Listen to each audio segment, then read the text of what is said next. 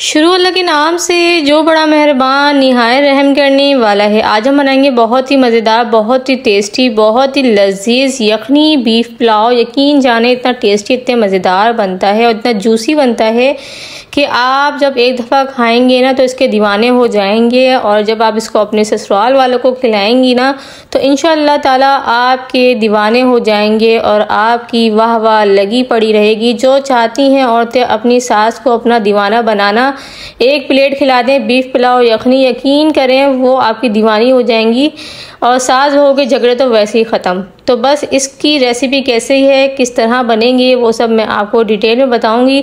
एक एक पॉइंट आपने देखना है और आपको फॉलो करना है। इंशाल्लाह ताला जब आप ये पुलाव बनाएंगी तो बहुत मज़ेदार बनेगा। तो चलिए अपनी रेसिपी की जानिब चलते हैं। सबसे पहले यहाँ पर हम एक पतीली में आधा किलो के बराबर यहाँ मैंने गोश्त ले लिया है।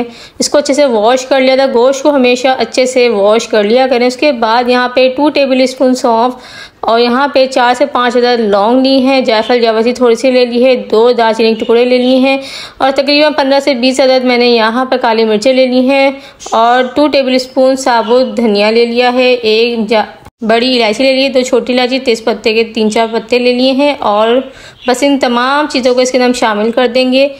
एक प्याज ले ली है, उसको बारीक बारीक कट कर लिया है। इसके अलावा लहसुन ले लिए हैं मैंने, तकरीबन 8 से 9 जवे ले लिए, वो इसके अंदर हम शामिल कर देंगे। पानी शामिल कर देंगे। पानी इतना शामिल करेंगे कि हमें यखनी के लिए भी रखना है और गोश्त भी अच्छे से गल जाए। तो यहाँ पे तकरीबन मैंने इस प्याली को भरकर 2 प्यालियाँ भरकर मैंने शामिल कर दिया है। अच्छे से इन तमाम चीज़ों को मिक्स कर देंगे। और जनाब आपने अगर अभी तक मेरे चैनल को सब्सक्राइब नहीं किया है ना तो प्लीज़ मेरे चैनल को सब्सक्राइब कर दें, बेल आइकन के बटन को प्रेस कर दें ताकि आने वाली तमाम वीडियोस आप तक पहुंच सकें। 2 टेबल स्पून भरकर नमक का शामिल कर देंगे। ढक कर पकने के लिए छोड़ देंगे जब तक कि गोश्त गल नहीं जाता। यहाँ पर तकरीबन 30 से 35 मिनट हो गए हैं। गोश्त जो है वो अच्छे से गल चुका है और बिल्कुल टेंडर हो चुका है। गोश्त को अच्छे से गला लें, कहीं ऐसा ना हो कि वो गोश्त सख्त हो वो आपके पेट में दर्द कर दे।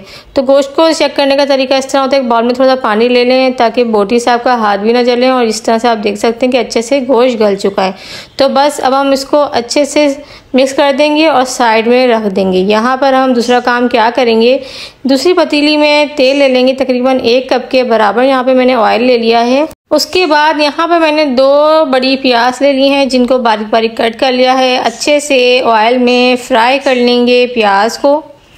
और अब यहाँ पर मैंने 2 टेबल स्पून भरकर काला ज़ीरा इस्तेमाल किया है, सफ़ेद ज़ीरा नहीं है, ये काला ज़ीरा है, इस बात का आप ध्यान रखिएगा। तो 2 टेबल स्पून भरकर मैंने काले ज़ीरे का इसमें शामिल कर दिया है। इसको प्याज के साथ ही अच्छे से जो है सौटे कर लेंगे। उसके बाद यहाँ पर हम जो यखनी हमने तैयार करी थी ना उसमें से बोटियां निकाल लेंगे और बोटियों को इसमें शामिल कर देंगे और अच्छे से ऑयल के साथ फ्राई कर लेंगे। 2 से 3 मिनट हमने इसको ऑयल में फ्राई करना है।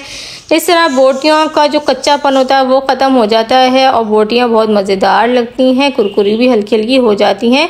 तो आप अच्छे से ऑयल में पहले कस लिया करें बोटियों को। फिर उसके बाद इसमें हम एक बड़ी इलायची डाल देंगे और उसके बाद इसमें मैंने जो है तकरीबन 15 से 20 अदद ना यहाँ पे काली मिर्च ली हैं वो शामिल कर देंगे और उसको अच्छे से फिर से मिक्स कर लेंगे। अच्छा जी, इस पुलाव में जो टेस्ट आता है ना वो आता ही काली मिर्चों से है, तो आपको काली मिर्चें थोड़ी ज़्यादा ही क्वांटिटी में डालनी है। उसके बाद इसमें 2 टेबल स्पून भरकर अदरक लहसुन का पेस्ट शामिल कर देंगे और उसके बाद फिर से बोटियों को ना 3 से 4 मिनट के लिए लहसुन अदरक के साथ भून लेंगे ताकि जो गोश्त में की स्मेल होती है वो ख़त्म हो जाए और गोश्त में एक मज़ेदार सा लेवल वाला फ्लेवर आ जाए। तो अच्छे से बोटियों को जो है फ्राई कर लेंगे। फिर उसके बाद यहाँ पर बोटियाँ अच्छे से तल में और अदरक लहसुन के साथ तल चुकी हैं। अब आप इसके बाद चाहें तो दही का इस्तेमाल करें या फिर टमाटर का। यहाँ मैं टमाटर का इस्तेमाल कर रही हूँ। 4 बड़े टमाटर मैंने कट करके इसमें शामिल कर दिए हैं। अगर आपके पास दही है तो 1 कप दही भरकर आपने इसमें शामिल करना है, सही है। तो बस इसके बाद इन तमाम चीज़ों को डालने के बाद यहाँ पर मैंने मिर्चें ले ली हैं, 3 से 4 अदद मैंने मिर्चें ले ली हैं जिनको अच्छे से मैंने कूट लिया है, वो इसके अंदर शामिल कर देंगे। काली मिर्चें और जो हरी मिर्चें होती हैं ना, इन दोनों की वजह से ही इस पुलाव में बहुत ज़बरदस्त फ्लेवर आता है। तो इन दोनों चीज़ों का आप ख्याल रखें, स्किप ना करिएगा। तो बस इन दोनों चीज़ों को अच्छे से शामिल कर देंगे और फिर उसके बाद टमाटर को इतना भुनेंगे कि ये पानी ख़त्म हो जाए इनका और बिल्कुल ऑयल सेपरेट हो जाए। इतना हमने इसकी भुनाई करनी है और हमेशा जब भी खाने की अच्छे से भुनाई होती है तभी खाना मज़ेदार और लजीज बनता है। अब यहाँ मैंने 1 टीस्पून नमक ले लिया है और 1 टेबलस्पून भरकर मैंने धनिया पाउडर का शामिल कर दिया है। अब इस मसाले के साथ अच्छे से पुलाव को मिक्स कर लेंगे और इतना भूनेंगे कि तेल जो है वो ऑयल जो है वो सेपरेट हो जाए। तो आप यहाँ देख सकते हैं मसाला इतना भुना है कि नीचे भी लगने लगा है, तो ये निशानी होती है कि मसाला अच्छे से भून चुका है। तो मसाला जो है वो अच्छे से भून चुका है। तो बस यहाँ पर अब हम क्या करेंगे, यखनी जो हमने तैयार करी थी ना उसको छान कर इस तरह उसका पानी अलग कर लेंगे और यखनी को इसके अंदर शामिल कर देंगे और यखनी को शामिल करने के बाद अच्छे से मसाले के साथ मिला देंगे और मिलाने के बाद इसको तकरीबन 5 मिनट के लिए पकने देंगे। हाई फ्लेम पे नहीं पकाना, लो फ्लेम पे हमने इसको पकाना है। तकरीबन 10 मिनट तक हम इसे पकने देंगे ताकि अच्छे से सारी चीज़ें आपस में मिक्स हो। तो बस इसको ढककर रख देंगे। और जनाब आपको अगर रेसिपी अच्छी लग रही है तो प्लीज़ मेरे चैनल को सब्सक्राइब कर दें। अब यहाँ पर पकते हुए 10 मिनट हो चुके हैं। तो बस अब हम क्या करेंगे, यहाँ पर हम चावल लेंगे। चावल तकरीबन 2.5 कप के बराबर हैं ये और इनको मैंने तकरीबन 30 मिनट हुए थे भिगोए हुए, तो ताकि चावल को जो मज़ा होता है ना वो भिगोने के बाद ही आता है। तो चावलों को अच्छे से पहले भिगो लिया करें, फिर चावल अच्छे से बनते हैं और उनका टेस्ट भी अच्छा आता है।